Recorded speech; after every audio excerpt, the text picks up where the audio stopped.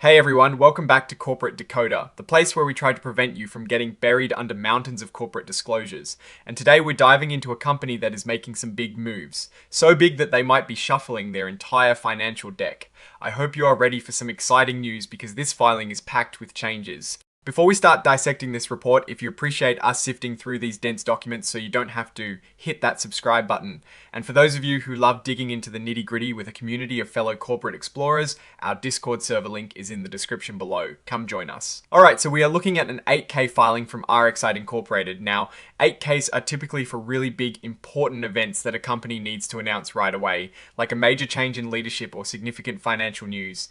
Think of it as the company shouting important updates from the rooftops. And it seems RxSight is doing just that. They've announced some preliminary, meaning not fully finalized yet, financial and operational results for the last quarter and the entire year of 2025. This is like getting an early peek at the final exam scores before the official report card arrives. But the headline, the really big news here, is a change at the very top of their financial team. They've appointed a new Chief Financial Officer, Mark Wilterding, and this appointment is effective the 11th of January 2026. This means the old CFO, Shelley Thunen, is stepping down from that role.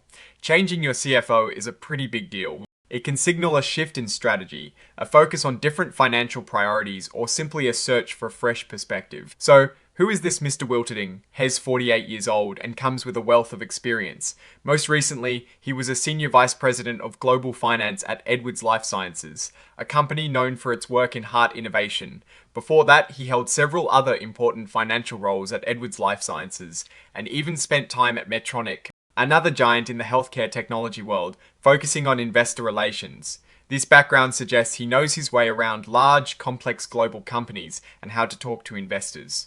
That's usually a good sign for a CFO. Now, let's talk about the package. Mr. Wilterding will be earning an annual base salary of $550,000. That's a substantial salary, reflecting the importance and responsibility of the CFO role. On top of that, he is eligible for an annual bonus of up to 65% of his base salary. This means his potential earnings can go significantly higher if the company hits its targets.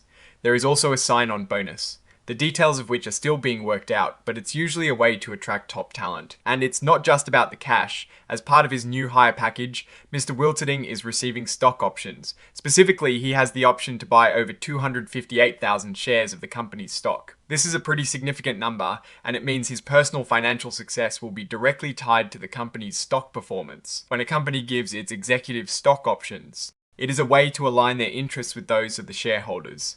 If the company does well and its stock price goes up, those options become much more valuable. He's also getting over 163,000 restricted stock units, or RSUs. These are essentially shares of stock that will be given to him over time, as long as he stays with the company. The stock options have a vesting schedule that spans 4 years, with a portion vesting each year and then monthly. The RSUs have a slightly different vesting schedule, with some coming in February and then every 6 months after that, also over a 4-year period. This structure is designed to keep him on board and motivated to perform over the long term. Like all employees, he has also signed agreements to protect the company's confidential information and inventions, which is standard practice. He has also entered into a change in control severance agreement. This means if the company is bought out or merges with another company, and he happens to lose his job as a result, he'll receive a severance package. This is also pretty standard for executive positions and provides a safety net. Now remember those preliminary financial results we talked about at the beginning.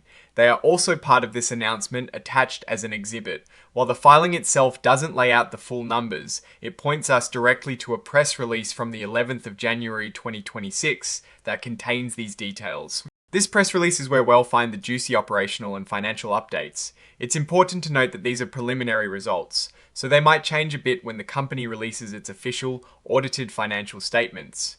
Think of it as a sneak peek where some details might be a bit fuzzy. So what does this all add up to for RxSight?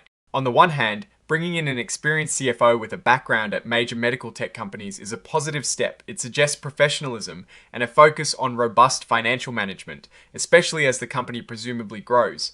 The stock options and RSS signal that leadership is incentivized to create shareholder value.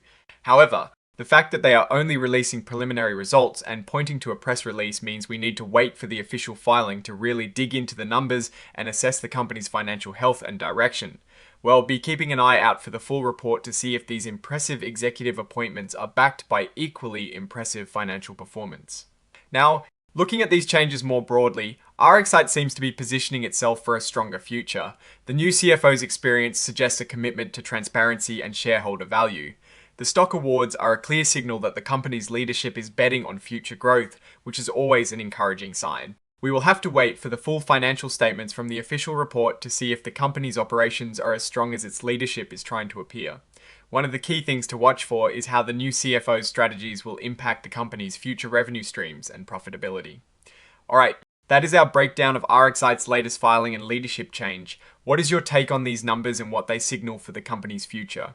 Drop your thoughts in the comments if this analysis was valuable. Hitting that like button really helps, and subscribe for more deep dives. Don't forget to check out the Discord in the description. Thanks for watching, see you next time.